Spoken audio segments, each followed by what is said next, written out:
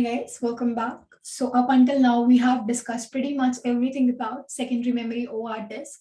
The only topic that is left is disk scheduling algorithms, and in the next set of videos, that is what we'll be discussing.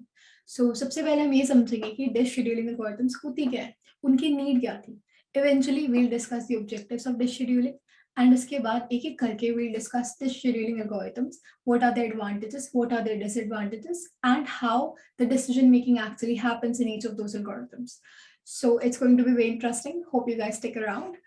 So without any delay, let's get started. Alright guys, तो आज का हमारा गोल क्या है, हम disk scheduling start करने से पहले कुछ बेसिक टर्मिनोलॉजी से खुद को कंफर्टेबल करना चाहते हैं ताकि जब वो टर्म्स आगे यूज हो तो हम उससे कंफ्यूज ना हो जाए. ठीक है, सो वो टर्म समझने के लिए हमारी आज की प्री रिक्विजिट क्या है कि हमें डिस्क आर्किटेक्चर की नॉलेज होनी चाहिए. ठीक है, हमें डिस्क आर्किटेक्चर के बारे में पता होना चाहिए कि डिस्क के कौन कौन से पार्ट्स होते हैं, इसकी फंक्शनैलिटी क्या क्या है.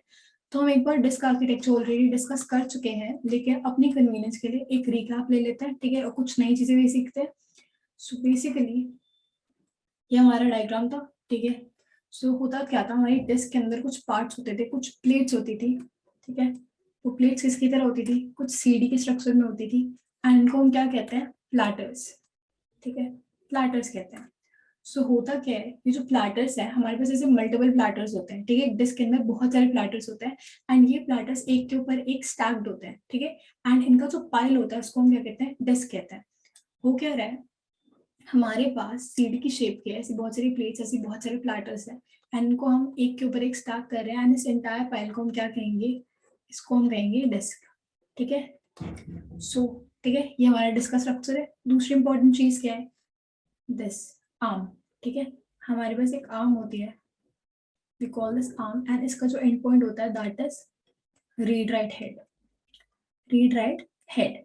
Now, as the name suggests, this is responsible for reading and writing the data into the platter. ठीक है, सो हमें जब भी रीड या राइट करना होता है डेटा प्लाटर में, तो हम किसका यूज करते हैं, रीड राइट हेड का यूज करते हैं. ठीक है, तो दूसरी चीज हमने ये समझ ली.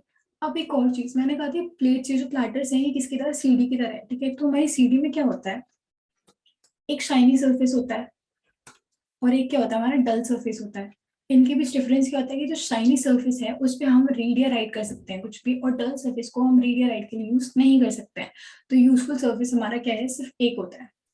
अब जो हमारा प्लैटर है, इसमें क्या होता है, both surfaces can be used for read and write. ठीक है, तो क्या होता है, हमारा जो प्लैटर है इसमें सिर्फ एक शाइनिंग सरफेस नहीं है, इसमें सिर्फ एक यूजफुल सरफेस नहीं है, बल्कि दोनों टॉप एंड बॉटम सरफेसेस दोनों यूज करे जा सकते हैं. इसी वजह से इफ यू पे अटेंशन, तो हमारे पास पर प्लैटर क्या है, दो आर्म्स है, एक टॉप के लिए एक बॉटम के लिए. ठीक है, टॉप वाली आर्म क्या करती है, टॉप पे रीड एंड राइट परफॉर्म करती है, बॉटम आर्म क्या करती है, बॉटम पे रीड एंड राइट परफॉर्म करती है. ठीक है, तो ये हमारा स्ट्रक्चर हो गया. नेक्स्ट क्या था, हमारे प्लैटर में भी डिस्ट्रीब्यूशंस थे.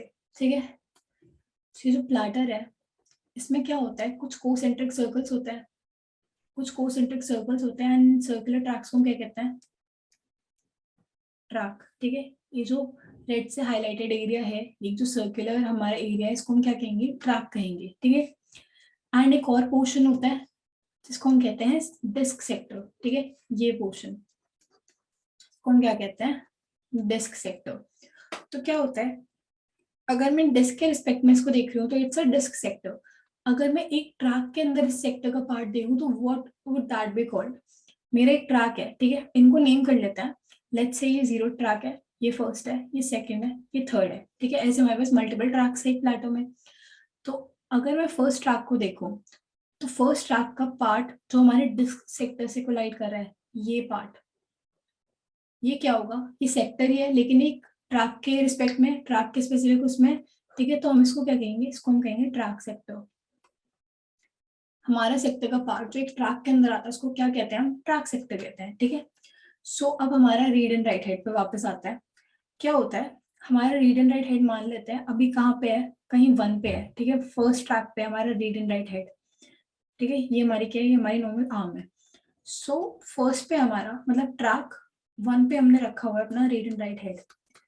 क्या हमारे जो रीड एंड राइट ऑपरेशन है वो सिर्फ ट्रैक 1 पे होंगे, ऐसा जरूरी तो नहीं है, हो सकता है ट्रैक 0 पे कुछ काम आ जाए रीड या राइट का, या फिर ट्रैक 3 पे आ जाए, ट्रैक 2 पे आ जाए, ठीक है। तो रीड एंड राइट हेड को हम स्टिल सिर्फ एक ट्रैक 1 पे रख के छोड़ नहीं सकते हैं, हमें जिस ट्रैक पे काम होगा उस ट्रैक पे हमें रीड एंड राइट हेड को पहुंचाना पड़ेगा, ठीक है। तो जो रीड एंड राइट हेड होता है वो मूव कर सकता है। कैसे मूव करता है? It moves with in tracks, with in tracks, ठीक है। तो क्या होता है, इसको हॉरिजॉन्टल लाइन से रिप्रेजेंट कर लेते हैं हम अपने ट्रैक्स को, ठीक है। तो ऐसे हमारे ट्रैक्स है, यहाँ पे मान लेते हैं हमारा 0 ट्रैक है, ठीक है, एंड यहाँ 50th ट्रैक है, कुछ ऐसा होगा, फर्स्ट सेकंड ऐसे और ट्रैक्स होते रहेंगे, ठीक है। तो हम ट्रैक ऐसे रिप्रेजेंट करें, यहाँ पे 0 है, यहाँ 50th है। तो जो हमारा रीड एंड राइट हेड है वो अभी कहीं यहाँ पे है, कहीं पे 25th ट्रैक पे है, ठीक है। एंड मुझे 25th परफॉर्म नहीं करना रीड एंड राइट, मुझे क्या करना है, लेट्स से मुझे 30th ट्रैक पे परफॉर्म करना है, ठीक है। तो मैं क्या करूंगी, अपना read and write head move करके कहाँ से कहाँ ले आऊंगी, 25th ट्रैक से मैं उसको कहाँ ले आऊंगी, 30th ट्रैक पे ले आऊंगी, ठीक है। सो ऐसे मेरा read and write head move करता है कि हमारे डिफरेंट सेक्टर से, तो रीड एंड राइट हेड क्या करेगा, सॉरी डिफरेंट ट्रैक से, तो रीड एंड राइट हेड क्या करेगा, हमारे एक ट्रैक से दूसरे ट्रैक पे आ जाएगा, ठीक है। इससे हमें मिलती है हमारी पहली डेफिनेशन। पहली डेफिनेशन क्या है, सीक टाइम। सीक टाइम क्या होता है,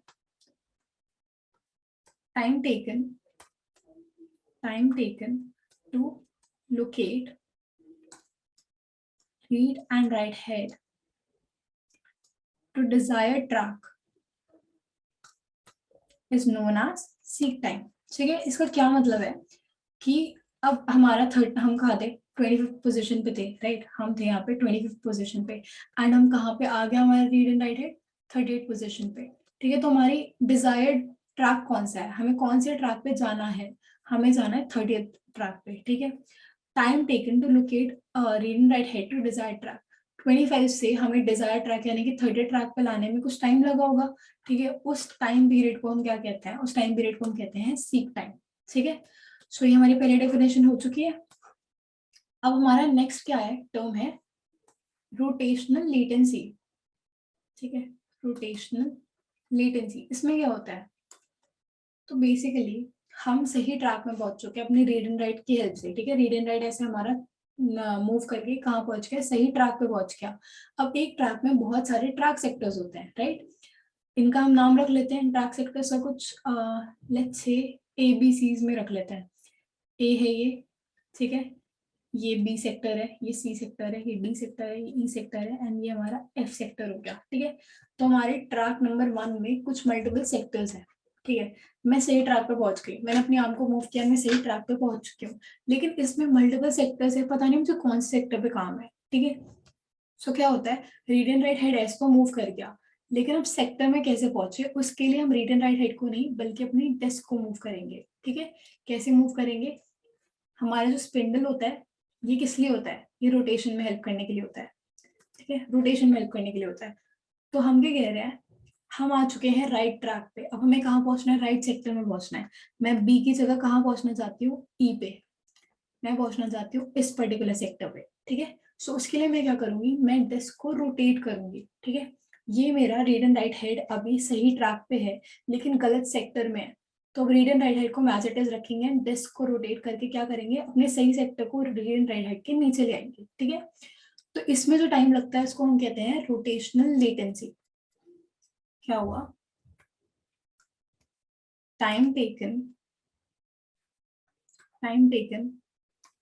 bye desired sector to rotate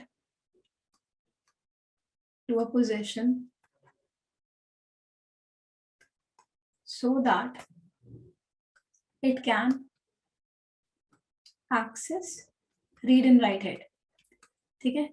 so what are we saying कि जो टाइम लग रहा है ना एक सेक्टर को रोटेट करके ऐसी पोजीशन में आने में कि अब उसको रीड एंड राइट हेड का एक्सेस मिल जाए, ठीक है, उस टाइम को हम क्या कहते हैं, रोटेशनल लेटेंसी कहते हैं, ठीक है।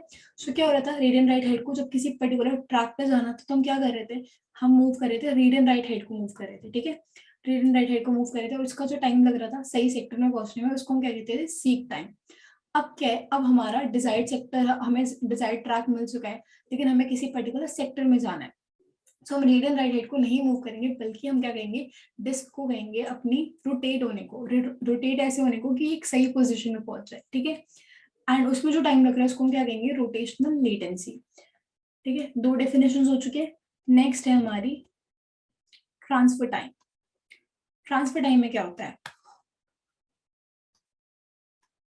Time taken to transfer the data, simple, time taken to transfer the data, ठीक है। ये हमारी दो चीजों पे डिपेंड करती है, ये क्या करती है, हमारी दो चीजों पे डिपेंड करती है। पहली चीज क्या है, पहली चीज है rotating speed. Rotating speed as in हमारी डिस्क किस स्पीड से रोटेट कर रही है, ठीक है, इसकी स्पीड क्या है। सेकंड क्या है हमारा, number of bytes to be transferred, ठीक है। हमें कितना बाइट डेटा ट्रांसफर करना है वो, और रोटेटिंग स्पीड क्या है, इन दो चीजों के बेसिस पे हमें क्या मिल जाता है, अपना ट्रांसफर टाइम मिल जाता है, ठीक है। अब नेक्स्ट एंड लास्ट डेफिनेशन क्या है हमारी, डिस्क एक्सेस टाइम, ठीक है। डिस्क एक्सेस टाइम में क्या होता है, this is summation of all our times, ठीक है। सीक टाइम, जितना टाइम मुझे लगा क्या ढूंढने में, सही ट्रैक ढूंढने में, रोटेशनल लेटेंसी, ठीक है, मुझे सही सेक्टर में पहुंचने में जितना टाइम लगा, एंड ट्रांसफर टाइम, मुझे डेटा ट्रांसफर करने में जितना टाइम लगा, ठीक है। इन सबका समेशन हमारा क्या बन जाता है, डिस्क एक्सेस टाइम। ऑलराइट, सो हमने क्या क्या डिस्कस कर लिया, हमने एक बार स्ट्रक्चर रिवाइज कर लिया फिर से पूरा, ठीक है। हमने रीड एंड राइट हेड का काम देख लिया कि क्या करता है रीड एंड राइट हेड, ठीक है। एंड हमने कौन कौन सी डेफिनेशन डिस्कस कर ली, सीक टाइम, दैट इज जितना टाइम हमारे रीड एंड राइट हेड को कहा क्या किस में लगेगा, सही ट्रैक में रीच करने में लगेगा, उसको हम क्या कहेंगे, सीक टाइम कहेंगे, ठीक है। एंड रोटेशन लेटेंसी, जो क्या है हमारा time taken for desired sector to rotate into a position कि उसको रीड एंड राइट हेड मिल जाए। अब हम सही ट्रैक पे, लेकिन हमें सेक्टर चाहिए कोई स्पेसिफिक, तो सेक्टर को जितना टाइम लगेगा रोटेट करके आने में हमारे रीड एंड राइट हेड के ठीक नीचे, सो उस टाइम को हम क्या कहते हैं, रोटेशन लेटेंसी कहते हैं, ठीक है। नेक्स्ट हमारा ट्रांसफर टाइम, जो क्या है ट्रांसफर डेटा करने में जितना टाइम हमें लग रहा है उसको हम कहते हैं ट्रांसफर टाइम। दो चीजों पर डिपेंडेंट था, क्या, rotating speed and number of bytes that are needed to be transferred. And फिर क्या है, डिस्क एक्सेस टाइम, जो है समेशन इन सारे टाइम्स का, seek time plus rotation latency plus our transfer time. All right, so we are done for this video. See you in the next one, guys.